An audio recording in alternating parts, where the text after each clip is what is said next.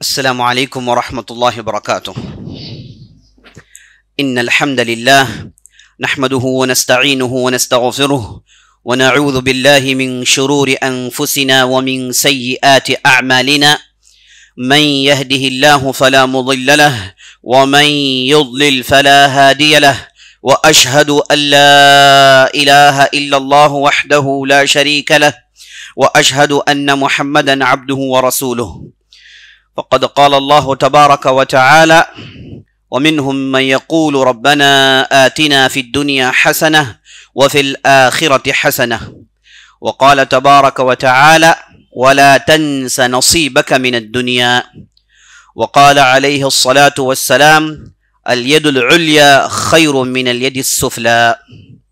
सदक़ल्लाहु व रसूलुहु सल्लल्लाहु अलैहि वसल्लम। तमाम किस्म की तारीफ़ें व बड़ाई व बुज़ुर्गी अल्लाह रब्बुल इज़्ज़त के लिए है, जो मालिक अर्ज़ व समा है, खालिक़ कायनात है, मुदब्बिर कौन है।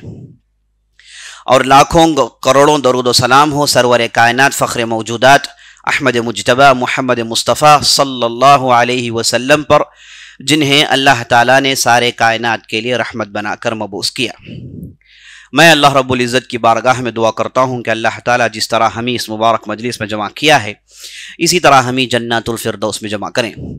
और मैं अल्लाह रब्बुल इज़्ज़त से दुआ करता हूँ कि अल्लाह सुब्हानहु व तआला हमारी रमज़ान की इबादतों को कबूल फ़रमाएँ, हमारी नमाज़ों को कबूल फ़रमाएँ, हमारे रोज़ों को कबूल फ़रमाएँ और इनके पादाश में हमारी गर्दनों को जहन्नम से रिहा करें। आमीन या रब्बल आलमीन। अज़ीज़ साथियों, गुज़िश्ता की कई मजलिसों से हम तारीख़ की मुख्तलिफ़ शख्सियात को लेकर उन पर गुफ्तगू करते हुए चले आ रहे हैं। हमने मुख्तलिफ़ शख्सियात देखी, उनमें से बाज़ का ताल्लुक़ इल्म से था, बाज़ का ताल्लुक़ सियासत से था, बाज़ का ताल्लुक़ तिब और डॉक्टरी से था। आज जिस शख्सियत के ताल्लुक़ से हम देखने वाले हैं, इस शख्स का ताल्लुक़ माल से है, दौलत से है। अजीज साथियों, आज जिस साहिब की ज़िंदगी आपके सामने मैं लाने की कोशिश करूँगा, ये दुनिया में सबसे मालदार आदमी गुजरे हैं। इनसे बड़ा कोई मालदार आज तक नहीं गुजरा। मुअर्रिखीन बिल इत्तिफाक कहते हैं कि इनसे बड़ा कोई मालदार नहीं गुजरा है आज तक। लगभग इनकी दौलत जो इन्होंने गरीबों और मिस्कीनों में तकसीम की, इसकी तादाद लगभग 500 करोड़ डॉलर से ज्यादा है। तो ये शख्सियत की जिंदगी में आपके सामने लाने वाला हूं। इससे पहले कि हम तफसील से इस शख्सियत को लेकर गुफ्तगू करें, आइए जान लेते हैं कि इस्लाम में दौलत को जमा करने का हुक्म क्या है। क्या इस्लाम में आदमी मालदार होने की कोशिश कर सकता है? क्या वो दौलत जमा कर सकता है? क्या अपने आप को बुलंदो बाला मालदार लोगों में शुमार कर सकता है? या फिर माल जमा करना इस्लाम में हराम है, माल रखना इस्लाम में हराम है? इस्लाम माल को किस नजरिए से देखता है? आइए चंद लम्हों के लिए इस ताल्लुक से गुफ्तगू कर लेते हैं।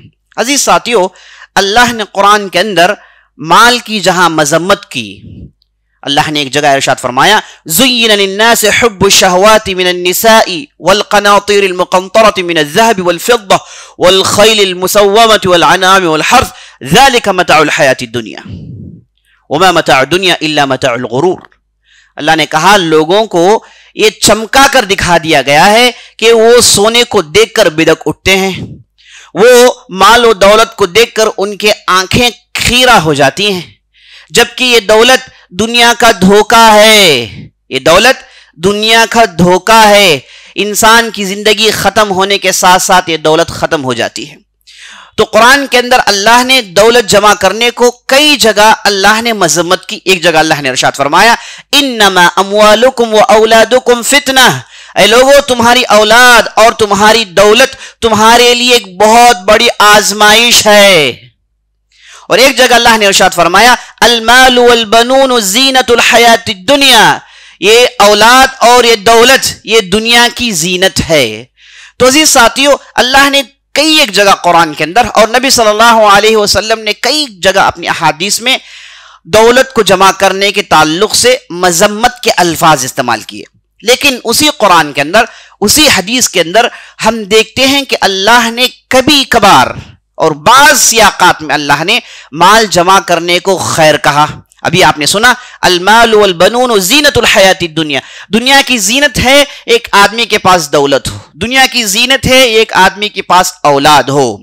और अल्लाह ने कभी कभार माल को खैर भी कहा, इन्नहु लिल खैरि वल आदियाति ज़बहा फल मूरियाति क़दहा वल मुग़ीराति सुबहा फ़अज़रन बिही नक़अ फ़वसतन बिही जमअ फ़इन्नल इंसाना लिरब्बिही लकनूद व इन्नहु अला ज़ालिका लशहीद व इन्नहु लिहुब्बिल खैरि लशदीद। अल्लाह ने कहा व इन्नहु लिहुब्बिल खैरि लशदीद। और मुफस्सिरीन ने कहा कि ये जो इंसान है ये माल के ताल्लुक से बड़ा ही पसंदीदा साबित हुआ है। तो अल्लाह ने यहां पर माल को खैर के लफ्ज़ से उसकी ताबीर की। तो माल जमा करने में कोई कबाहत नहीं, आदमी माल जमा कर सकता है। ये आप अशरा मुबशरा की लिस्ट ले लीजिए जिसमें अबू बकर सिद्दीक है, उमर है, उस्मान है, अली है, अब्दुर्रहमान बिन औफ है, तलहा बिन उबैदुल्लाह है, ज़ैद बिन सईद है, जुबैर अल-अव्वाम है, और उसके बाद ये जो 8 अबू उबैदा अल-जर्राह है, ये जो 10 की फहरिस्त है इसमें 7 मालदार गुजरे हैं। और अब्दुर्रहमान बिन औफ अपने जमाने में सबसे बड़े मालदार आदमी गुजरे हैं। ये वो हैं जिन्हें जमीन में अल्लाह ने और अल्लाह के रसूल ने जन्नत की बशारत सुनाई। अब उनका आलम यह है कि इनमें 7 लोग बहुत खूब मालदार रहे। और उस्मान अल गनी, उनका लक़ब अल गनी लग दिया गया क्योंकि उनके पास बेशुमार माल हुआ करता था और बेशुमार दौलत होती थी उनके पास। और अब्दुर्रहमान बिन औफ के ताल्लुक से आता है कि एक मरतबा वो मस्जिद में तशरीफ फरमा थे तो मदीने के अंदर अचानक कड़क की आवाज आई। लोग दौड़कर ये कड़कने की आवाज क्या है इसे देखने के लिए दौड़ पड़े। तो मस्जिद के अंदर अब्दुर्रहमान बिन औफ को खबर पहुंची कि उनके 2000 ऊंट मदीना आए हैं। जो उनका तिजारती सामान था, तिजारत के लिए गया था, वापस वो 2000 ऊंट की शक्ल में 2000 ऊंट उनके इसमें फायदा उन्होंने कमाया। तो जब ये दौलत मदीना आई तो मदीने वाले अश कर कर देखने लगे कि अब्दुर्रहमान बिन औफ जो मदीना में आए उनके पास कुछ था ही नहीं, लेकिन अल्लाह ने चंद सालों में इतनी बरकत डाली कि एक फ्रेंचाइज का फायदा 2000 ऊंट हैं। तो लोगों ने ताज्जुब से उनकी उस दौलत को देखा। तो अब्दुर्रहमान बिन औफ जो मस्जिद में थे उन्होंने लोगों के ताल्लुक से जब पूछा कि लोग पूरे मदीना वाले सड़कों में आ गए हैं, इतनी बड़ी ऊंट की तादाद को देखकर ताज्जुब में पड़ गए हैं। तो अब्दुर्रहमान बिन औफ ने कहा क्या ये लोग इस दौलत को देखकर ताज्जुब में पड़ गए हैं?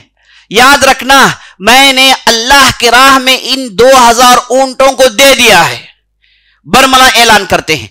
तो जी साथियों, माल जमा करने में कोई कबाहत नहीं। आप सल्लल्लाहु अलैहि वसल्लम ने एक हदीस में इरशाद फरमाया अल-यदुल उलिया खैरुम मिनल यदिस सुफला, ये ऊपर का हाथ उस हाथ से बेहतर है जो नीचे होता है। देने वाला आदमी बेहतर है उस आदमी से जो मांगता है। इसीलिए इस्लाम में भीख मांगना, गुदागारी करना हराम है। जो आदमी दुनिया में भीख मांगता है क़यामत के दिन आएगा उसके 2 जबड़े निकाल दिए गए होंगे, उसके अंदर की दांतें नजर आ रही होंगी। उसकी ये हालत देखकर यौमुल क़यामत के लोग समझ लेंगे कि ये वो आदमी था जो जमीन में लोगों के पास भीख मांगता था। इस्लाम में भीख मांगना हराम है। एक सहाबी आए, आकर अल्लाह के रसूल सल्लल्लाहु अलैहि वसल्लम से कहा, या रसूल अल्लाह, माल गनीमत में से मुझे कुछ दीजिए। तो नबी सल्लल्लाहु अलैहि वसल्लम ने वो साहब को देखा, देखकर कहा कि तुम तो अच्छे खासे नौजवान आदमी हो, हट्टे कट्टे हो, मांगते क्यों हो? तुम्हारे पास क्या दौलत है? तो साहब ने कहा, अल्लाह के रसूल मेरे पास कुछ है ही नहीं, यही जो चादर मैं पहना हुआ हूं, ऊपर की चादर और नीचे की चादर, इसके अलावा मेरे पास कोई दौलत नहीं। तो नबी सल्लल्लाहु अलैहि वसल्लम ने कहा कि लाओ वो चादर। तो सहाबी ने चादर निकालकर आप सल्लल्लाहु अलैहि वसल्लम को दिया। तो आप सल्लल्लाहु अलैहि वसल्लम ने ऑक्शन किया, कहा कि कोई आदमी है जो इस चादर को खरीदे। इतने में एक सहाबी उठकर कहा, या रसूलुल्लाह, मैं इसके लिए 1 दिरहम दे सकता हूं। तो नबी सल्लल्लाहु अलैहि वसल्लम ने कहा कि 1 दिरहम काफी नहीं, और बढ़ाएं। तो दूसरे सहाबी ने कहा कि मैं 2 दिरहम देता हूं। तो नबी सल्लल्लाहु अलैहि वसल्लम ने 2 दिरहम लिया, वो साहब को ये चादर पकड़वाया और 2 दिरहम वो साहब को दिया। जाकर कहा कि जाओ इसमें से 1 दिरहम की खुराड़ी खरीदना, 1 दिरहम की खुराड़ी खरीदना और 1 दिरहम की रस्सी खरीदना। अब जाओ जंगल में झाड़ काटो, दरख्त काटो और उसे लाकर बाजार में बेचो। मैं दुआ करता हूं कि अल्लाह तुम्हारी तिजारत में बरकत डाले। और कहा कि 10 दिन तक मेरे सामने नजर नहीं आना, मैं तुम्हें 10 दिन तक मजलिस में देखना नहीं चाहता, जाओ 10 दिन सिर्फ काम करो दुनिया कमाने के लिए। तो सहाबी गए। 10 दिन के बाद आप सल्लल्लाहु अलैहि वसल्लम ने उन्हें पूछा कि हाँ भाई कुछ पैसे जमे? तो कहा अल्लाह के रसूल मेरे पास अब 10 दिरहम है। कहा कि मेरे पास 10 दिरहम है। तो उन्होंने उनकी तिजारत के जरिए से खूब फायदा कमाया। एक दो नौजवान आप सल्लल्लाहु अलैहि वसल्लम की मजलिस में आए और कहा या रसूल अल्लाह, हमने सुना है कि आपके पास ढेर सारा माल गनीमत आया है, हमें भी कुछ दीजिए। तो नबी सल्लल्लाहु अलैहि वसल्लम ने नीचे से लेकर ऊपर तक देखा कि उनके हाथ पैर मजबूत हैं, नौजवान हैं, चकाचौंध हैं, मांग रहे हैं। तो आप सल्लल्लाहु अलैहि वसल्लम ने उन्हें डांटा, कहा कि मांगते क्यों हो? अल्लाह ने सब कुछ दिया है, मांगते क्यों हो? मांगना ये ऐब है, मांगना ये गंदी चीज है। जब आदमी मांगता है जलील होता है। तो इसलिए किसी के सामने हाथ मत फैलाओ, जाओ काम करो, मैं तुम्हें माले गनीमत से एक चवन्नी नहीं देने वाला हूं, जाओ मेहनत कर कर कमाओ। तो एक मर्तबा नबी सल्लल्लाहु अलैहि वसल्लम चंद असहाब के साथ जा रहे थे, तो इतने में एक सहाबी अपने घर से निकले, उनके खाने में खुराड़ी थी और बड़ी तेजी से अपने खेत की तरफ जा रहे थे। तो नबी सल्लल्लाहु अलैहि वसल्लम ने कहा अगर कोई आदमी जन्नती को देखना चाहता है तो उसे देख ले। सहाबा ने कहा या रसूलल्लाह, यह आदमी कमाने के लिए जा रहा है, यह आदमी लड़ाई के लिए नहीं, जिहाद के मैदान में नहीं, यह आदमी अपनी खेत की तरफ जा रहा है। तो नबी सल्लल्लाहु अलैहि वसल्लम ने कहा अगर किसी ने अपने घर से साजो सामान उठाकर सुबह सवेरे घर से निकलता है हलाल रोजी कमाने के लिए, यह आदमी अल्लाह की राह में जिहाद करने के बराबर है। यह आदमी अल्लाह की राह में जिहाद करने के बराबर है। और खुद आप सल्लल्लाहु अलैहि वसल्लम की माली हालत खैबर के लड़ाई के बाद बदल गई थी। ये जो आप फक्र फाका की बातें सुनते हैं कि आप सल्लल्लाहु अलैहि वसल्लम ने कभी पेट में एक पत्थर बांध लिया, कभी 2 पत्थर बांध लिया, भूख का आलम यह था कि हमेशा रोजा रखा करते थे, घर में कई दिन गुजर जाते कि कोई चूल्हा नहीं सिलकता था, ये खैबर के पहले के वाकयात थे। और जब खैबर की लड़ाई हुई, खैबर के इलाके नबी सल्लल्लाहु अलैहि वसल्लम के कब्जे में आए, तो आप सल्लल्लाहु अलैहि वसल्लम की माली हालत, इकोनॉमिकल हालत पूरी बदल गई। आप सल्लल्लाहु अलैहि वसल्लम के हाथों में 4 बड़े बड़े गांव थे, 4 बड़े, एक फदक, एक वादिल कुरा, एक तैमा और खैबर के बाज इलाके। यहां की जमीनें पूरे आप सल्लल्लाहु अलैहि वसल्लम की थी, क्योंकि ये गांव बगैर लड़ाई के आप सल्लल्लाहु अलैहि वसल्लम को बतौर गनीमत मिल गई थी। इस किस्म की माल को फिक्र में अल्फई कहते हैं। अल्फई वो माल है जो बगैर लड़ाई के मुसलमानों के हाथ में आ जाए। अब ऐसा हो जाए तो जो अमीर और जो बादशाह होता है वो चाहे इस माल में जितना भी ले ले, जैसे चाहे खर्च करे, ये पूरे का पूरा माल उसके कंट्रोल में होता है, उसका होता है। तो नबी सल्लल्लाहु अलैहि वसल्लम के हाथों में 2-2 बड़े बड़े गांव थे जहां के पैदावार आप सल्लल्लाहु अलैहि वसल्लम को माहाना आया करते थे। और आप सल्लल्लाहु अलैहि वसल्लम ने खैबर के 3600 हिस्से किए, उसमें से 22 हिस्से अपने पास रखे और यहां के पैदावार आप सल्लल्लाहु अलैहि वसल्लम को सालाना आया करते थे। तो माल काफी आप सल्लल्लाहु अलैहि वसल्लम के हाथ में आया करता था। ये अलग बात है कि आप सल्लल्लाहु अलैहि वसल्लम उसमें से अपनी जरूरियात लेते और बाकी सब लड़ाई की तैयारी में, असलहा की तैयारी में, घोड़ों में, ऊंटों में खर्च करते और ढेर सारा माल बैतुल माल में डाल देते। तो अजीज साथियों, मुख्तसरन इन बातों से आपने समझ लिया कि माल जमा करना फिजाती गलत बात नहीं है। माल जमा करना, हलाल कमाना, यहां तक कि अली रज़ी अल्लाह अन्हु से बात मरवी है, उन्होंने कहा कि तुम आखिरत को सोचो तो ऐसे सोचो कि अब ये लम्हे के बाद जीने वाले नहीं हो। आखिरत के बारे में सोचो तो ऐसे सोचो कि अब ये लम्हे के बाद जीने वाले नहीं हो। अब जब दुनिया कमाने के ताल्लुक से सोचो, ऐसे सोचो कि तुम हमेशा यहां रहने वाले हो। माना ये कि जब दौलत कमाने के लिए आप आगे बढ़ें तो आप हलाल कमाने के लिए जितने भी दूर जा सकते हैं, आपके लिए जाना बिल्कुल जायज है। आप दौलत जमा करना ऐब समझकर हलाल रिज़्क से हाथ दूर करना चाहिए नहीं।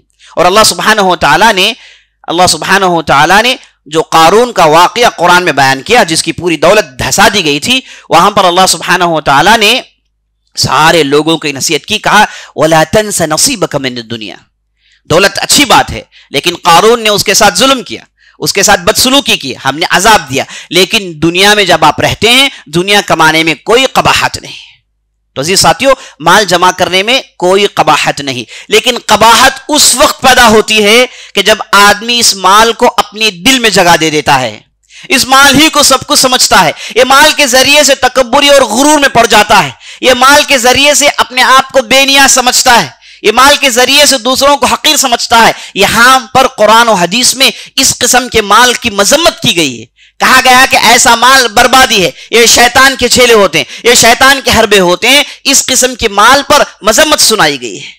लेकिन वो माल जो हलाल रास्ते से जमा करें और उसे हलाल रास्ते में खर्च करें, इसे जमा करने में कोई कबाहत नहीं। तो हमने इस मुख्तसर गुफ्तगू में यह समझ लिया कि हलाल तौर तरीके पर माल जमा करके अल्लाह के राह में अगर कोई आदमी खर्च करते रहता है, उसके पास माल जमा हो, तो इसमें कोई कबाहत नहीं, कोई कबाहत नहीं। तो अजीज साथियों, मैं आपको बता रहा था कि आज की इस निशिस्त में आपके सामने मैं दुनिया का सबसे बड़ा मालदार, उसकी जिंदगी पेश करने वाला हूं। सबसे बड़ा मालदार कौन है? आज आप जाएंगे नेट में, दुनिया के टॉप 10 मालदारों की लिस्ट निकल आती है। उसमें आप देखेंगे यूरोपियन से, अमेरिकन से, अरब से, बाज हिंदुस्तानी भी हैं। लेकिन इन्होंने जितनी दौलत जमा की है आज, उस शख्स के मुकाबले में कुछ भी नहीं है। उस शख्स ने सिर्फ अपनी जिंदगी में $500 करोड़ आज के हिसाब से, उससे ज्यादा उसने खर्च की है। और वो जब भी कोई सफर में जाता तो अपने साथ ढेर सारे ऊंट ले जाता। ऊंटों में जेवरात होते, माल होता, सोना होता, और इन ऊंटों को लेकर जाकर गरीबों में सोना उठा उठा के तकसीम करता था। वैसा शख्स है जिसके ताल्लुक से आप सुनने वाले। इस शख्स का नाम है मानसा मूसा। मानसा मूसा, इसका ताल्लुक अफ्रीका से था।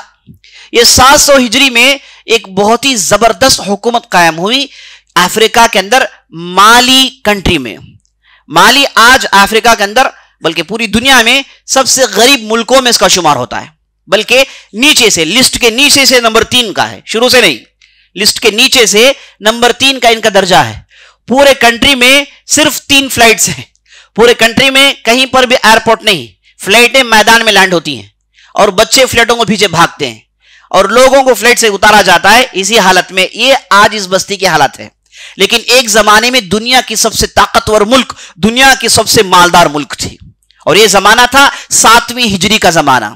और यहां पर एक मजबूत हुकूमत कायम हुई। कायम करने वाले अफ्रीका के यही मुसलमान थे। इस हुकूमत का नाम ममलकतुल माली अल इस्लामिया। लगभग ये 100 साल तक ये लोग हुकूमत करते रहे। और इन लोगों ने ना कि सिर्फ आज की माली, बल्कि नाइजीरिया, नाइजर, जो भी आप अफ्रीका के अंदर कंट्रीज देखते हैं, ये सब लगभग 10 कंट्रीज इनके कब्जे में थे। एक बहुत बड़ी ममलकत, एक बहुत बड़ी किंगडम रहा करती थी। अब यहां के जो बादशाह थे, इन्होंने शुरू में मजबूत हुकूमत बनाई, बाद में इन लोगों ने तिजारत में अपना पूरा माल सर्व किया, तिजारत में बड़े बड़े इन्वेस्टमेंट्स किए। अब नतीजा यह निकला कि मानसा मूसा के वालिद और उनके दादा ने इस तिजारत को अहमियत दी, तिजारत को डेवलप किया। ये इनकी कंट्रीज, ये पूरे अफ्रीका को कनेक्ट करने के रास्ते में इनकी बस्तियां थी। और नाइजर नामी एक बहुत मशहूर रिवर है, वहां पर इनकी हुकूमत होती थी। ये रिवर जैसे कहा जाता है कि ये सांस है अफ्रीका के उस हिस्से में, बगैर ये रिवर के लोग जीना मुश्किल है। तो यहां पर इनकी बस्तियां होती थी। तो इनके आबा व अजदाद ने जिस तरीके से बिजनेस में इन्वेस्टमेंट किया, जब मानसा मूसा आए तो इनके पास इतनी दौलत जमा हो गई, इतनी दौलत जमा हो गई कि मुर्रिखीन, चाहे वो मुसलमान हो के गैर मुसलमान, सब बिल इत्तफाक कहते हैं कि इनसे बड़ा मालदार पूरी इंसानियत में नहीं गुजरा है। जितनी भी तारीख मालूम है, पूरी तारीख में इनसे बड़ा मालदार कोई नहीं गुजरा है। इनके यहां 2 चीजों पर इन्होंने काम किया। एक, सोना। ये इलाका ऐसा है जहां की जमीन सोना उगलती है, तो इन्होंने जमीन से सोना निकाला और सोने को पिघलाकर इससे जेवरात, मुख्तलिफ जेवरात बनाने का इनके पास कारखाने थे, इस पर उन्होंने काम किया। और नंबर 2, सॉल्ट, नमक। नमक का प्रोडक्शन इनके पास था। आप ताजुब करेंगे कि नमक क्या चीज है। अजीज साथियों, आज से 100 साल पहले तक भी नमक एक बहुत ही इंपॉर्टेंट इंग्रेडिएंट था। नमक के बगैर जीना मुश्किल था और सबसे ज्यादा कम मिलने वाली चीज थी। सबसे कीमती चीजों में शुमार होता था नमक का। इसीलिए जो ये लफ्ज सैलरी जो कहा जाता है, ये असल में साल्ट से लफ्ज निकला है, क्योंकि यूरोप में जब आदमी 1 महीना काम करता तो उसे सैलरी के तौर पर नमक दिया जाता था। इसीलिए आप जाइए नेट पे चेक कीजिए, सैलरी का ये जो वर्ड है, इसके पीछे तारीख क्या है, वक्त नहीं है, वरना मैं इसकी तफसील में जाता कि सैलरी का ये जो वर्ड है, असल में इसका ताल्लुक सॉल्ट से है। तो यूरोप में लोगों को तनख्वाह शक्ल सॉल्ट की दी जाती थी और लोग उसे लेते थे, उतना डिमांड था। तो इसलिए मानसा मूसा और उनके आबा व अजदाद ने सोना और नमक में खूब इन्वेस्टमेंट किया और इनके पास इतनी दौलत जमा हो गई, अल्लाह अकबर। अच्छा, अब इतनी दौलत जमा हो गई, क्योंकि इनकी जो पूरी कंट्री है ना, सहरा है, पूरा डेजर्ट है, तो डेजर्ट के लिए जिस किस्म की रिहाइश की जरूरत थी इन्होंने बनाई, बस्ती को डेवलप किया।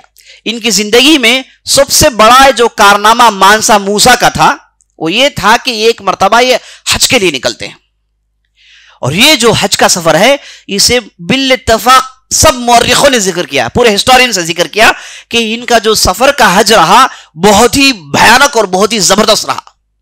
हुआ ये कि इन्होंने जब देखा कि इनके पास बहुत ज्यादा दौलत जमा हो गई और अल्लाह ने दीन से नवाजा था, नमाज की पाबंद थे और इनके पास उलमा और सुलहा की बहुत बड़ी तादाद थी जो पूरी ममलकत में इस्लामी निज़ाम को कायम किए हुए थे, लोगों को तक़वा और परहेजगारी का हुक्म देते थे, बड़े अमन से मुल्क चल रहा था। तो एक मरतबा जब ये बैठे तो इन्होंने सोचा कि अल्लाह ने तो सब कुछ दे दिया है, सब कुछ अल्लाह ने दे दिया है, अब एक चीज बाकी है, वो है हज का सफर। और उस जमाने में उलमा ने, जो लोग स्पेन में रहते हैं और जो लोग मोरिटानिया, माली, इन इलाकों में रहते हैं जो बहुत दूर पड़ते हैं मक्का से, लगभग 12,000 किलोमीटर दूर इनके इलाके, 12 से 10,000 किलोमीटर दूर इनके इलाके हैं, तो वहां के उलमा ने यह फतवा दे दिया कि यहां के रहने वालों पर हज फर्ज नहीं है। अगरचे की दौलत हो, अगरचे के माल हो, इन लोगों पर हज फर्ज नहीं, क्योंकि रास्ते में जो सहरा डेजर्ट है इसे काट कर जाना मौत को दावत देने से कुछ कम नहीं। जो भी जाते हैं 10 लोग जाए तो कोई वापस आता ही नहीं। तो अगर कोई आदमी हज के लिए निकले तो लोग समझते कि आदमी मर गया, वापस नहीं आएगा, क्योंकि उतने भयानक रास्ते होते और उतना खतरनाक सहरा का सफर होता। हम जानते हैं डेजर्ट एक ऐसी जगह है जहां पर आदमी चलता है तो उसे बहुत कुछ झेलना पड़ता है और धूप इंतहाई भयानक होती है और पैर आदमी के फट जाते हैं, आदमी का चेहरा फट जाता है, और रातों में इतनी सर्दी होती है, इतनी सर्दी होती है कि लोग सर्दी की वजह से मर जाते हैं। रातों में भयानक सर्दी, दिनों में भयानक गर्मी, रातों में डिग्री माइनस को चले जाता है और दिन में डिग्री 55-56 को चले जाता है। तो आदमी इस सहरा में उसके लिए बहुत ही मुश्किल होता है सफर करने के लिए। इसलिए उस वक्त के उलमा ने बिल इत्तफाक कहा कि इन इलाकों में रहने वालों पर हज फर्ज नहीं है, ये हज नहीं कर सकते। अगर कोई आदमी ख्वाहिश के तौर पर निकल जाए तो वो आदमी वापस नहीं आएगा, उसे भी मालूम है, उसके खानदान वालों को भी मालूम है। तो ऐसा माहौल था। तो मानसा मूसा ने कहा कि नहीं, मुझे हज करना चाहिए। तो हज करने के लिए इन्होंने फैसला किया और वक्त मुकर्रर पर, अब चूंकि हज के लिए 1 साल पहले, 2 साल पहले निकलना पड़ता है, 1 साल पहले, 2 साल पहले निकलते हैं ताकि वो बराबर हज के अय्याम में मक्का पहुंचे और हज करें। तो ये जब हज के सफर का आगाज किए तो बड़ा ही अजीब व गरीब काम हुआ। इन्होंने पहले कहा कि मेरे साथ बहुत बड़ी तादाद जाएगी, और जैसे ही ऐलान किया तो इनके साथ 60,000 लोग तैयार हो गए, आधी बस्ती तैयार हो गई इनके साथ हज के लिए जाने, 60,000 की तादाद, और इसमें उनके नौकर चाकर 10,000 की तादाद थी। और उसके बाद हुक्म दिया कि लगभग 500 से ज्यादा ऊंट लाया जाए और हर ऊंट में लगभग 200 से ज्यादा किलो सोना लदा जाए। तो हर ऊंट में 200 से 200 केजी से ज्यादा ऊंट सोना ऊंटों में लदा दिया गया, और इसे लेकर ये सफर का आगाज करते हैं। ये मैं बता रहा हूं 700 हिजरी के वाकयात। अब ये जब सफर में गए तो ये सफर में जहां कहीं भी किसी भी गांव में जाते, सबसे पहले वहां के लोगों की मदद करते, उनकी इकोनॉमिकल हालत को दुरुस्त करते, वहां पर बाकायदा मस्जिद बनाते, वहां पर बाकायदा इनके साथ जो अहले इल्म थे उनके जरिए से उन्हें दावत का काम करते और बहुत सारे लोगों को मुसलमान बनाते।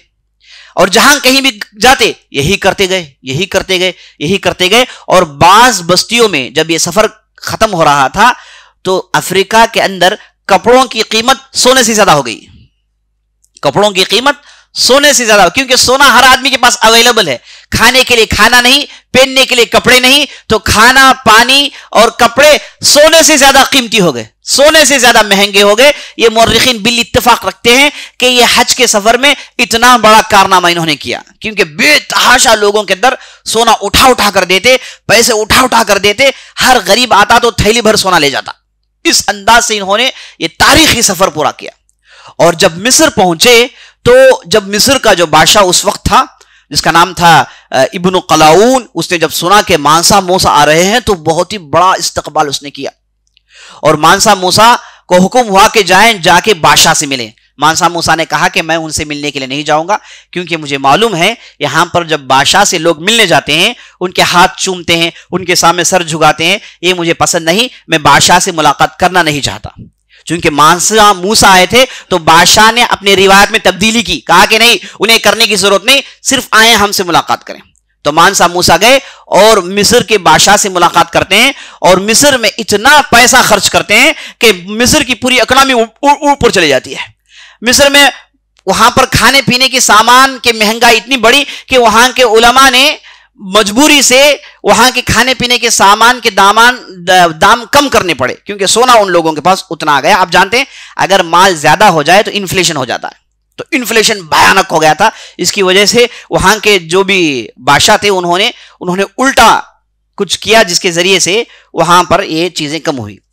तो अजीज साथियों, जब ये मिस्र पहुंचे तो बहुत ही अजीब और गरीब वाकया हुआ, जिसकी मैं तफसील आपके सामने रखना चाहता हूं। वो ये है, मिस्र गए तो मिस्र के बादशाह से गुफ्तगू हुई और मिस्र के बादशाह ने इनकी मालदारी, ये दौलतमंदी को देखकर मिस्र के बादशाह ने पूछा कि आप कैसे बादशाह बन गए और इतनी दौलत आप लोगों के पास कैसे जमा हो गई।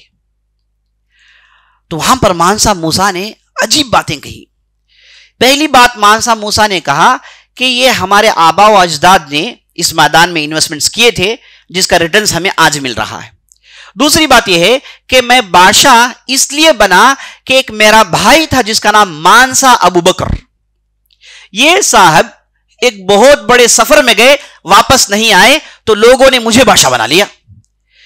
मिस्र के बादशाह ने पूछा कि वो क्या सफर था, कौन से सफर में गए थे कि वापस नहीं आए।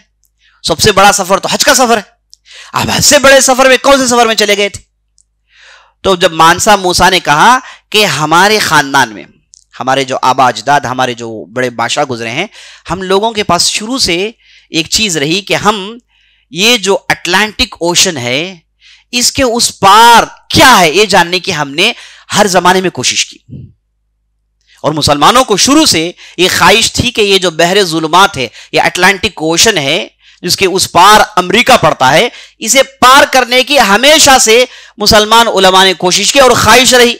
मिसाल के तौर पर ले लीजिए उक़बा बिन नाफ़िअ अल-फ़हरी, ये बहुत बड़े मुजाहिद, ये जब अफ्रीका गए, इन्होंने टूनीशिया इस जैसे इलाकों को फतह किया। जब देखा कि सामने समंदर है तो इन्होंने एक तारीखी दुआ की जो तारीख की किताबों में मिलती है। इन्होंने हाथों उठाकर कहा, ऐ अल्लाह, अगर इस समंदरों के बाद अगर कोई मुल्क है तो हमें रास्ता बताना है कि कैसे हम उनके पास पहुंचे और उनके पास दीन की दावत करें।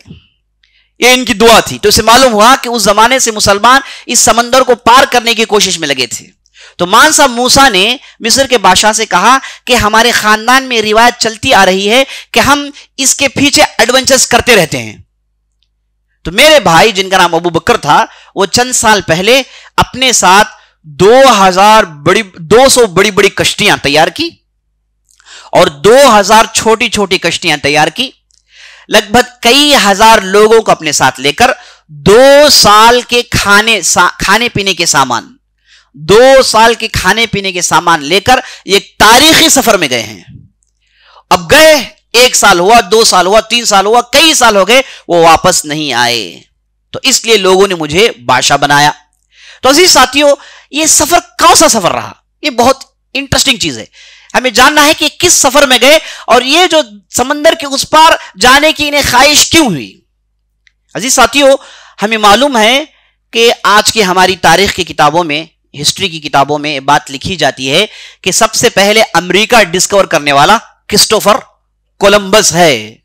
इसी ने सबसे पहले अमेरिका को डिस्कवर किया और उसने मेमोरायर्स लिखे, उसने बहुत सारी बातें लिखी और आज पूरी दुनिया को उन्होंने मनवा लिया कि अमेरिका को फाइंड आउट करने वाले यही क्रिस्टोफर कोलंबस थे। क्रिस्टोफर कोलंबस कौन था? ये इटालिया का रहने वाला, इस पर खास खर्च करने वाली स्पेन की एक क्वीन थी जिसका नाम एलिजाबेथ था, क्वीन ऑफ क्रिस्टालिया।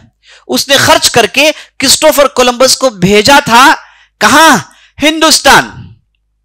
क्योंकि स्पेन में से जब आदमी निकलता है, अगर उसे हिंदुस्तान आए और हिंदुस्तान के मसालों के साथ तिजारत करे, हिंदुस्तान के सामान अगर खरीदना चाहे, तो उसे बाकायदा पूरी इस्लामी ममलकत को कट करना पड़ेगा। स्पेन से आप नॉर्थ अफ्रीका है, पूरे इस्लामिक कंट्रीज हैं, और यहां से यूरोपियंस के लिए सफर करना बहुत मुश्किल, क्योंकि हर ममलकत में उन्हें पैसे देना पड़ेगा, उन्हें जो है मुल्क पास करने के लिए वहां पर चार्जेस देने पड़ेंगे। तो पहले से पूरा यूरोप गरीबी में डूबा हुआ है, इंतहाई गरीबी में है, तो इन्हें तिजारत करनी थी हिंदुस्तान से, और बीच में चूंकि मुसलमान ममालिक थे, उन्हें तिजारत करना आसान नहीं था। तो ये लोग हमेशा से कोशिश करते थे कि हिंदुस्तान को जाने के लिए कोई रास्ता निकालें। अब इसीलिए हिस्ट्री की किताबों में लिखा जाता है कि हिंदुस्तान का सी रूट पकड़ने वाला वास्को दा गामा, सुनते हैं वास्को दा गामा, ये भी उसी पोर्चुगल का रहने वाला था। तो कोशिश हमेशा इनकी रही कि हिंदुस्तान डिस्कवर कर लें, कोई रास्ता निकल आए कि हिंदुस्तान की तिजारती सामान लाएं और हिंदुस्तान से हमारे तिजारती कनेक्शंस डेवलप हो जाएं। इनकी पुरानी कोशिश थी। तो ये जो स्पेन की क्वीन थी, इसने क्रिस्टोफर कोलंबस पर इन्वेस्टमेंट किया और उसे भेजा एक बहुत बड़े एडवेंचर में कि वो जाकर हिंदुस्तान को तलाश करें। अब ये साहब निकले, रास्ते में भटक गए, इन्हें लेफ्ट कट करना था तो ये राइट कट कर लिया, बहुत दूर चले गए, और जब बहुत दिनों के सफर के बाद चंद आइलैंड्स में जब इन्होंने उतरा, तो जब वहां के लोगों को इन्होंने देखा, तो इन्होंने हिंदुस्तान के बारे में जो पढ़ा था वैसा कुछ है ही नहीं। तो पहले तो ये साहब इन्होंने कहा कि हम लोग गलती से चाइना आ गए, अपने लोगों से कहा कि हम लोग बाय मिस्टेक चाइना आ गए हैं, ये कह के वो अपने टेंट में चले गए और बहुत रिसर्च किया, फिर बाहर आकर कहने लगे कि नहीं हम चाइना नहीं, हम कोई दूसरे रशिया के कंट्री में आ गए हैं। फिर लोगों ने कहा कि क्या बकवा बकते हो तुम, है ना, यहां तो वो माहौल नहीं है। तो फिर गए साहब, कई दिन बैठे और बाहर निकल कर आके कहने लगे, हो ना हो यही हिंदुस्तान है, हम हिंदुस्तान के एक जजीरे में आ गए हैं, ये हिंदुस्तान है, ये लोगों का चेहरा रहन सहन मुझे वैसे ही नजर आता है। तो इन्होंने बाकायदा हिंदुस्तानी कहा। इसीलिए आज तक अमेरिका के जो नेटिव हैं उन्हें रेड इंडियंस कहा जाता है, और इंडियंस कहा जाता है। एक बहुत बड़ी गलती थी, लेकिन गलती इतनी मशहूर हो गई कि अब वही लफ्ज इस्तेमाल किया जाता है। नेटिव अमेरिकन को इंडियंस कहा जाता है, रेड इंडियंस कहा जाता है। यही क्रिस्टोफर कोलंबस की गलती थी, है ना।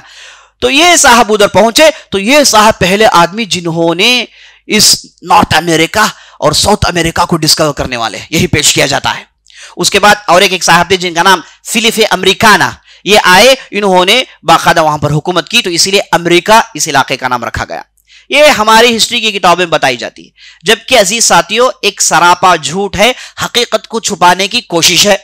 आपने कल की मजलिस में देखा कि कैसे यूरोपियंस ने हमारे उलमा से फायदा उठाया, हमसे मेडिकल सीखा, हमसे तिब सीखा, हमसे दवाइयां सीखी, लेकिन उधर गए उन्होंने अपने अंदाज से इसे तब्दील किया और अपने अंदाज से किताबें लिखी और सारी दुनिया में कह डाला कि हम ही इसके दरियाफ्त करने वाले हैं, हम ही ने इसका डिस्कवरी किया है, हम ही इसके इन्वेंशन करने वाले हैं। और सारी दुनिया यही समझती है कि जो भी तरक्की हुई, जो भी डेवलपमेंट हुआ, ये सब कुछ यूरोप का देन है, जबकि हकीकत यह है कि अजीज साथियों यूरोप ने बाकायदा मुसलमान ममालिक से सीखा।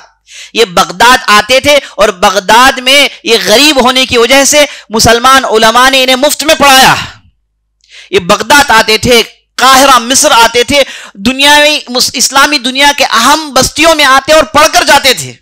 एक बहुत बड़े आलिम हैं जिनका नाम अब्दुल कादिर अल जबरूती, उन्होंने बहुत बड़ी तारीख की किताब लिखी और उन्होंने बताया कि कैसे यूरोप ने अपनी बस्तियों को सजाया मुसलमानों को देखकर। पेरिस को इन्होंने सजाया कुर्तुबा को देखकर, इन्होंने पहली यूनिवर्सिटी ऑक्सफोर्ड को बनाई जामियतुल अजहर को देखकर, इन्होंने अस्पताल बनाया मुसलमानों के अस्पतालों को देखकर। सब कुछ इन्होंने हमें देख के कॉपी किया, लेकिन इन्होंने एक बहुत बड़ी हकीकत को छुपा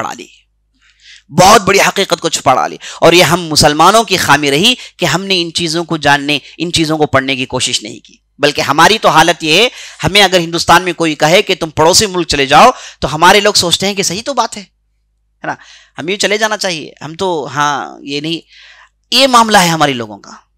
हम लोगों ने अपनी तारीख मुकम्मल तौर पर भुला ली। हम कौन हैं, हमने क्या किया है, हमने दुनिया को क्या दिया है। तो हमारी तो मिसाल ऐसी हो गई कि एक ऐसा बच्चा जिसके बाप को मार दिया गया और इस बच्चे को दूर दराज एक करिए में रखकर पाला गया, और जब बड़ा हुआ तो उसे लाके सिटी में छोड़ा गया, तो बच्चे ने कहा कि ये कौन सी जगह बन गई है ना।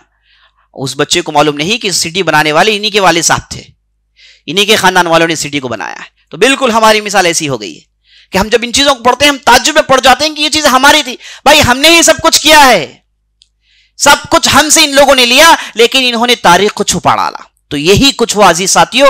इसमें भी कोलंबस की इस डिस्कवरी को इतना बढ़ाया गया, इतना बढ़ाया गया। जैसे आप देखते हैं ये जो डार्विन थियरी है, ये बिल्कुल फट और बिल्कुल फालतू थियरी है, लेकिन आप देखते हैं कि हर साइंस की किताब में मौजूद है, हर जगह इसे पढ़ाई जाती है। तो ये जब इन लोगों ने, ये अमेरिका, ये ब्रिटिशर्स, ये फ्रेंच, ये डच, इन लोगों ने जब इन इलाकों को कॉलोनाइज किया, तब इन्होंने यहां के लोगों की तारीख को खत्म किया। खुद जब अंग्रेज हिंदुस्तान में आए, उन्होंने सबसे पहले किया क्या, जब वो अंग्रेज इधर आए तो उन्होंने देखा कि यहां पर गरीबी नहीं है। जब गरीबी नहीं है तो इन पर हम रूल नहीं कर सकते।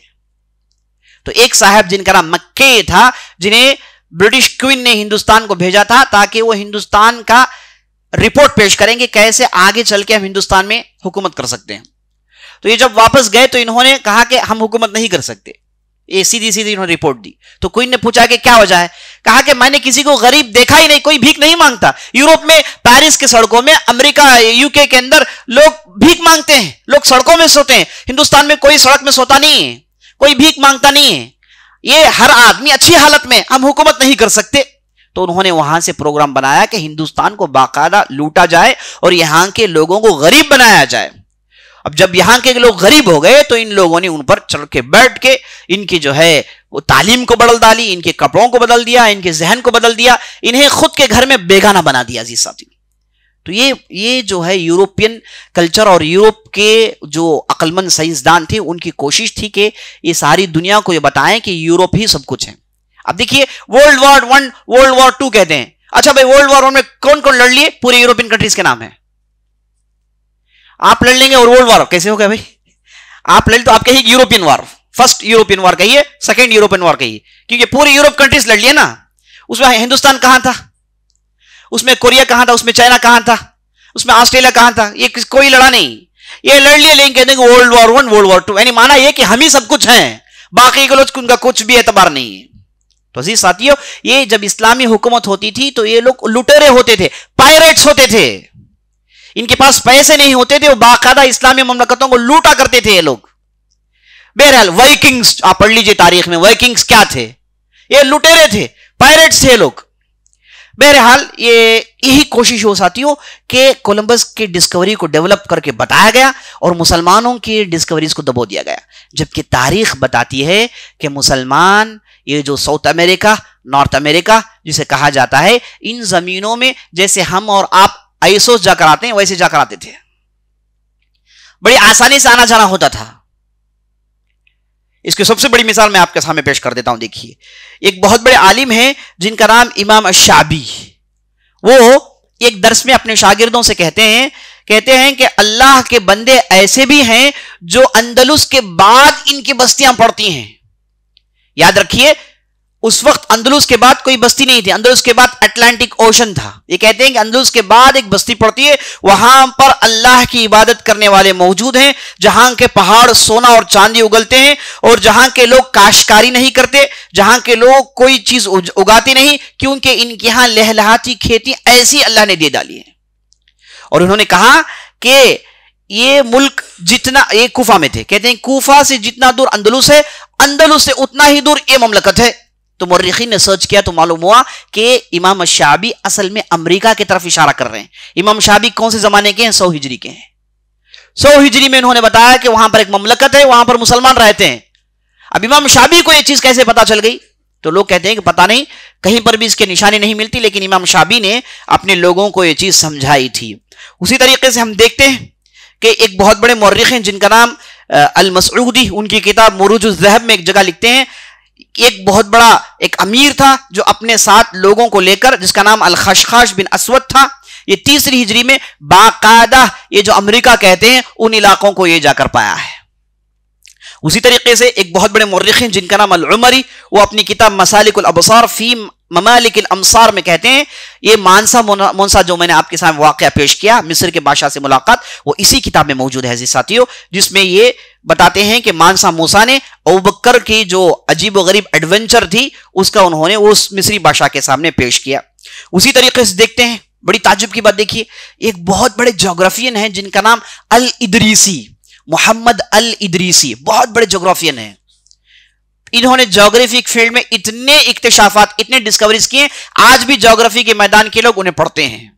ये सबसे पहले आदमी है जिन्होंने मैप बनाया पूरी जमीन का, पूरी जमीन का। इससे पहले मैप बनाए जाते थे अपने अपने इलाकों के, ये पहले आदमी है जिन्होंने पूरी जमीन का मैप बनाया, वर्ल्ड मैप बनाया। आज भी मौजूद है, आप नेट में जाइए, अल इदरीसी मैप मारिए, नजर आएगा आपको, आज भी नेट में यह चीज मौजूद है।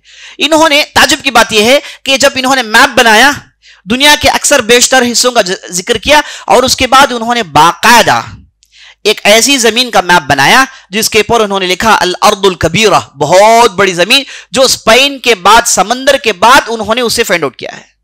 उनके ये कब के हैं, 500 हिजरी के हैं, कोलंबस से लगभग 300 साल पहले की बात है। उन्होंने अपने मैप में बाकायदा इस जमीन का जिक्र किया और उस पर लिखा अल अर्दुल कबीरा, बहुत बड़ी जमीन। तो इदरीसी को पहले से मालूम था, और इदरीसी को कैसे मालूम, वो मैप बनाते हैं तो उन्हें कैसे मालूम है, जरूर लोग उधर गए होंगे, इसलिए इदरीसी को यह चीज मालूम है। और उसी तरीके से अजीज साथियों, ये खुद कोलंबस, ये जो 1490 ईस्वी 1490 में कोलंबस गया था अमेरिका, और उसने एक मेमोरायर्स लिखा, अपनी याददाश्त उसने अपनी किताब में लिखी, जो अपने हाथों से उसने लिखी। उसमें वो बाकायदा जिक्र करता है, कहता है कि जब मैं इन जमीनों में उतरा तो मैंने वहां की औरतों को देखा जो हमारे यहां मूर्स की औरतें जो कपड़े पहनती हैं, वो कपड़े वो पहनी हुई थी। मूर्स कौन है? ब्रिटिशर्स के पास, फ्रेंच और इन लोग यूरोपियंस के पास मूर्स मुसलमानों कहते हैं। और आपके पास यहां पर मूर मार्केट है ना, मोर नहीं हो, मूर मार्केट है। मूर्स डच और फ्रेंच, ब्रिटिश मुसलमानों को मूर्स कहते हैं। तो कहता है कि मूर्स की औरतें जैसी कपड़े पहनती थी, वो कपड़ों को मैं पहनते हुए वहां की औरतों को मैंने देखा। वहां पर एक मस्जिद में मैंने देखी, उस पर लिखा हुआ था बनु अहमर, बनु अहमर वाले वहां पर हुकूमत कर रहे थे। ये जिस जगह उतरा, बाद में लोगों को पता चला कि ये कैरेबियन आइलैंड्स में चला गया था, जिसे आप वेस्ट इंडीज आज कहते हैं। ये साहब वेस्ट इंडीज में उतर गए थे, कैरेबियन आइलैंड्स में, और वहां पर उन्होंने बाकायदा मस्जिद देखी, वहां पर बाकायदा लोगों को अरबी जबान में बोलचाल करते हुए देखा। ये कोई और नहीं, जिसने पकड़ा वो लिख रहा है, मेमोरायर्स ऑफ क्रिस्टोफर कोलंबस में आप देखिए, ये पूरी तफसील आपको मिल जाएगी। तो ये मस्जिद का जिक्र करता है, और कपड़ों का जिक्र करता है, और उनके रहन सहन का जिक्र करता है, और उनके आदात और अतवार का जिक्र करता है, उनके शादी ब्याह के ताल्लुक से कहता है। आपको बिल्कुल पूरे का पूरा मुसलमानों का उधर कल्चर नजर आता है। और उसके बाद उसने कहा कि जहां पर रेड इंडियंस हैं, वहां पर अफ्रीका की बहुत बड़ी तादाद है, अफ्रीकन की बहुत बड़ी तादाद है, अफ्रीकन की बहुत बड़ी। ये अफ्रीकन कौन है? यही मुसलमान है, अफ्रीका पूरा मुसलमान था, तो ये अफ्रीकन वहां उस जमीन में पाए जा रहे हैं। तो माना यह है कि बाकायदा उधर सफर कर पहुंच गए थे। इसके जाने से लगभग 400-500 साल पहले वहां पर मुसलमान चले गए थे, और ये अफ्रीकन से जो गए थे। इसीलिए एक बहुत बड़ी राइटर है जिसका नाम अल्वेज एसेबेला, इसने, ये चूंकि अमेरिका के एक यूनिवर्सिटी के बहुत बड़ी प्रोफेसर है, इसने किताब लिखा जिसका नाम Africa versus America, Africa versus America, 2000 में किताब छपी है। इसमें बाकायदा उसने बताया कि अफ्रीका ही अफ्रीकन हैं जो पहले अमेरिका में आए, बाद में यूरोपियंस आए। अब ये हमें ब्लैक बोल के ढगर रहे हैं, इनसे पहले हम आ चुके हैं, इधर हमारी इधर हुकूमत हो चुकी है। तो अफ्रीकन, ये जो ब्लैक्स हैं, ये असल में मुसलमान थे, इनका कल्चर पूरा मुसलमानों का कल्चर था। तो उसी तरीके से आपको तारीख की और मिसालें मिलती हैं। जब फ्लोरिडा का मैप बनाया गया था, फ्रेंच वालों ने इसका मैप बनाया, तो वहां पर उस मैप में आप देखेंगे, ये 1700 के जमाने में मैप बनाया गया। तो मैप में जिन कंट्रीज, जिन सिटीज का नाम लिखा हुआ है, उसमें मुसलमान सिटीज का नाम है, मुराकुश, मगरिब। अमेरिका के अंदर मुसलमानों के सिटीज थे। ये 1700 के मैप में इन नामों का आपको जिक्र मिलता है। उसी तरीके से आप देखते हैं, एक साहब जिनका नाम लियो विनर था, 1920 में इन्होंने हार्वर्ड यूनिवर्सिटी में एक बहुत बड़ा रिसर्च किया, और उसमें उन्होंने साबित किया Africa and the discovery of America, Africa and discovery of America नामी किताब में इन्होंने बाकायदा पूरे दलाइल से साबित किया कि सबसे पहले अफ्रीकन थे जो इन इलाकों में उतरे थे और इनकी बहुत बड़ी तादाद थी, और अफ्रीकन मुसलमानों के अलावा कोई और नहीं थे। तो और भी बहुत सारी मिसालें ऐसी साथियों। ये एक किताब है 1976 में छपी थी, लिखने वाले साहब का नाम इवान सेरिटिमा। इन्होंने ये किताब लिखी जिसका नाम दे केम बिफोर कोलंबस, किताब का नाम ही दे केम बिफोर कोलंबस के नाम से किताब लिखी, और उसमें उन्होंने पूरी तफसील बयान की जिनकी तरफ मैंने छोटी छोटी बातें आपके सामने अर्ज की। तो इससे मालूम अजीज साथियों कि मुसलमान कब का उस जमीन में पहुंच गए थे और वहां के लोग बाकायदा मुसलमान थे। ये तारीख छुपाने की क्या वजह है? ये तारीख क्यों छुपाते हैं, ये जानना बहुत जरूरी है। ये इसलिए छुपाते हैं कि इन्होंने वहां पर बेतहाशा जुल्म किया। पहले तो इन्होंने कह दिया कि वहां के लोग they are not humans, they are not humans, उनके लिए इन्होंने एक अलग ही नाम दिया, ये ऑब्रिजिन्स हैं, फुला हैं, फुला हैं। और उसके बाद इन्होंने कहा कि ये होमो सैपियंस है, माना ये कि ह्यूमन बीइंग होने से पहले का मरहला, अभी इंसान नहीं हुए। जैसे इनके पास तो बांदर तो इंसान हुआ है ना, बांदर बदलता बदलता एक जमाने में होमो सैपियन बन जाता है और उसके बाद वो ह्यूमन बीइंग बनता है। तो कहते हैं कि ये सब होमो सैपियंस है, ह्यूमन नहीं है। क्यों? क्योंकि मारने के लिए, और रोजाना 15-15 हजार की तादाद को मारते थे, 15-15 हजार, 20-20 हजार की तादाद को मारते थे, और बाकायदा पूरे असलिहा के साथ। ये क्रिस्टोफर कोलंबस, ये जितने भी थे ये सब वाइकिंग्स, एरो पायरेट्स लोग थे। इन्होंने जमीन को लूटा है, बाकायदा उनके यहां जाकर जमीनों को जलाते थे, वहां जाकर बीमारियों को फैलाते थे ताकि ये लोग मर जाएं। और वहां के जो नेटिव अमेरिकन थे, जब ये यूरोपियंस उधर गए तो उनकी तादाद कितनी थी साथियों? 60 मिलियन थे वो। 6 करोड़ की उनकी मामूली तादाद नहीं है उस जमाने में, 6 करोड़ की उनकी तादाद थी। बाकायदा इनकी बड़ी बड़ी बस्तियां होती थी। इन लोगों ने उधर लोगों को खूब मारा। इनके पास चूंकि हथियार थे, वो लोग लड़ना नहीं जानते थे, वो तो अमन में थे अपने अपने इलाके में, और बहुत बड़ी जमीन थी, सबके लिए बहुत जमीन थी, और बड़े अमन से रहते थे। जैसा कि इमाम शाबी ने बताया कि उनके घरों के सामने मेवों और फलों के दरख्त हुआ करते थे, तो बड़े अमन से रहते थे। तो ये लोग गए, जाकर वहां पर फितना बर्पा किया, और रोजाना 10,000 से 15,000 की तादाद को वहां पर इन लोगों ने मारा, और वहां से लोगों को पकड़ लाते और यूरोप में कहते कि देखो ये लोग इंसान जैसे हैं, ये लोग इंसान जैसे हैं। वो लाकर उन्हें वहां के जूस में रखा जाता, और यूरोप में जाकर देखो भाई इंसान जैसा, हालांकि वो इंसान है, हालांकि वो इंसान है, उसका रंग काला है, उसे लाकर रखते। और इस तरीके से पूरी यूरोप को इन्होंने मनवा लिया कि यहां के लोग नहीं हैं, यहां के लोग इंसान नहीं है। इसलिए जैसे हम जानवरों को मारते हैं वैसे इन्हें मारना जायज है। तो इतना जुल्म किया इन लोगों ने, इतना जुल्म किया, इतने लोगों को मारा। उस बस्ती को पकड़ने के लिए इन लोगों ने क्या कुछ नहीं किया। ये पूरे जरायम से भरी हुई तारीख है। इसलिए छुपाते हैं, इसलिए बताना नहीं चाहते कि वहां पर लोग थे। ये बताना चाहते हैं कि कोलंबस गए, वहां पर आबादियों को इन्होंने बढ़ाया, बस यही बताते हैं।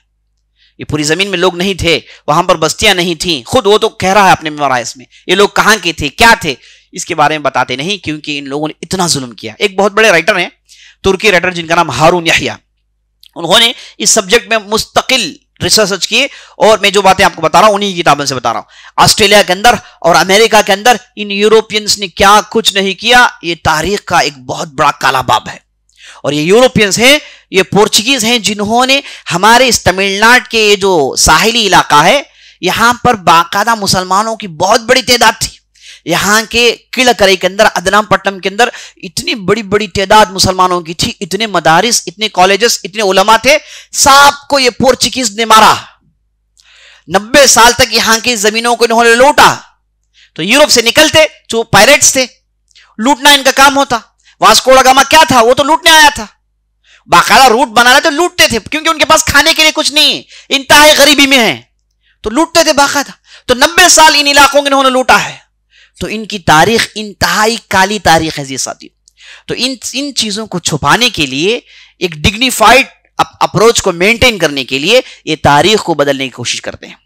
तो मैं आपको मानसा मूसा के ताल्लुक से बता रहा था। तो मानसा मूसा हज का ये सफर में गए, और वहां के मिस्री बादशाह से उनसे लंबी गुफ्तगू हुई, और उसके बाद वो हज से वापस आए, और ये अजीब गरीब सफर लगभग कई सालों तक गुजरा। और जितना भी माल लेकर गए, पूरा माल इन्होंने गरीबों में तकसीम कर दिया, और वापस आए, और चंद साल तक वो अपने इलाके में रहे और उसके बाद वो वफात पा जाते हैं। उसके बाद उनके लड़के जिनका नाम मुकान था वो हुकूमत में आते हैं, वो 10-12 साल हुकूमत करते हैं। उसके बाद इनकी हुकूमत गिर जाती है, इनकी हुकूमत गिर जाती है आपसी लड़ाई की वजह से और बाज गद्दारों की वजह से हुकूमत खत्म हो जाती है। अब जब हुकूमत खत्म हुई तो ये वो जमाना था जब यूरोपियंस ने नॉर्थ अफ्रीका में दाखिल होना शुरू किया। और उसके बाद आज माली की हालत यह है, जैसे मैंने आपको बताया, इंतहाई गरीबी हालत में। आज भी फ्रांस कहता है कि माली मेरा है और ये कहता है कि मैं माली को डेवलप करता हूं, लेकिन इसने कभी भी माली को डेवलप नहीं किया। वहां के यूरेनियम को चुराया है, वो बस्ती यूरेनियम उगलती है, सोना उगलती है। खुद माली के मेरे साथी हैं जो मेरे साथ पढ़ते थे, उनसे मैंने सुना कि हम माली के हैं लेकिन बहुत सारे इलाकों में हम जा नहीं सकते, हमें रोका जाता है क्योंकि यहां पर इटालियन, फ्रेंच और स्पेनिश बड़े बड़ी कंपनियां हैं जो जमीन में से कोल निकालती रहती हैं, जमीन में से ढेर सारी चीजें चुराती रहती हैं। अफ्रीका की जमीन बहुत बड़ी जमीन है साथियों, चुराते रहते हैं और खूब उस जमीन से चुराते हैं, लेकिन वहां के लोगों को कुछ करते नहीं। यही मुसलमान जिन इलाकों में गए वहां के लोगों को डेवलप किया, लेकिन यूरोप जिस इलाके में गए उन इलाकों को चुराया। यही तारीख बताती है, इससे साफ बात कोई और नहीं हो सकती साथियों। तो अल्लाह से दुआ करें कि अल्लाह सुब्हानहू व तआला हमने जो भी सुना है, जो भी कहा है, इसके मुताबिक हमें अमल करने की तौफीक बख्शे। इंशाअल्लाह कल हम इसी तरीके से एक अनोखी शख्सियत को लेकर आपकी खिदमत में हाजिर होंगे। आपसे गुजारिश है कि आप वक्त मुकर्रर पर आएँ। बहुत सारे लोग वक्त के बाद आते हैं, आधी बातें चले जाती हैं, आधी बातें पता नहीं आप कैसे समझते हैं, लेकिन बड़े मजे से तो सुनते हैं आप, लेकिन कैसे आधी बातें आपको समझ में आती है मुझे समझ में नहीं आता। इसलिए आप वक्त के आ जाइए, शुरू में आ जाइए, ताकि आपको पूरी बात अच्छी ढंग से समझ में आए। हादा बिल्लाहि तौफीक व सल्लल्लाहु अला नबीना मुहम्मद व अला आलिहि व सहबिहि अजमईन। मौजू के मुताल्लिक़ कोई सवाल है तो कर सकते हैं। सवाल कर रहे हैं कि मुसलमान जो भी ममालिक थे, इन्हें फ्रेंच से ज़्यादा नुकसान हुआ या फिर पोर्चुगीज़ से ज़्यादा नुकसान हुआ? देखिए, फ्रेंच पोर्चुगीज़ से बड़ा इलाका है और फ्रेंच ने बहुत सारे इलाकों को दबोच कर रखा है। पोर्चुगीज़ के मुकाबले में फ्रेंच बहुत नुकसान पहुँचाए हैं, लेकिन फ्रेंच हिंदुस्तान में इन्होंने टीपू सुल्तान को बहुत ज़्यादा मदद की। अंग्रेज़ों के मुकाबले में फ्रेंच ने टीपू सुल्तान की बहुत बड़ी जो है मदद की और टीपू सुल्तान ने उन्हें कई जगह उनकी तारीफ़ की है। ये यहाँ की उनकी तारीख़ है, लेकिन आप ओवरऑल देखेंगे फ्रेंच ने ज़्यादा नुकसान पहुँचाया है। वल्लाहु आलम। सुब्हानकल्लाह व बिहम्दिका अशहदु अन ला इलाहा इल्ला अंता अस्तगफिरुका।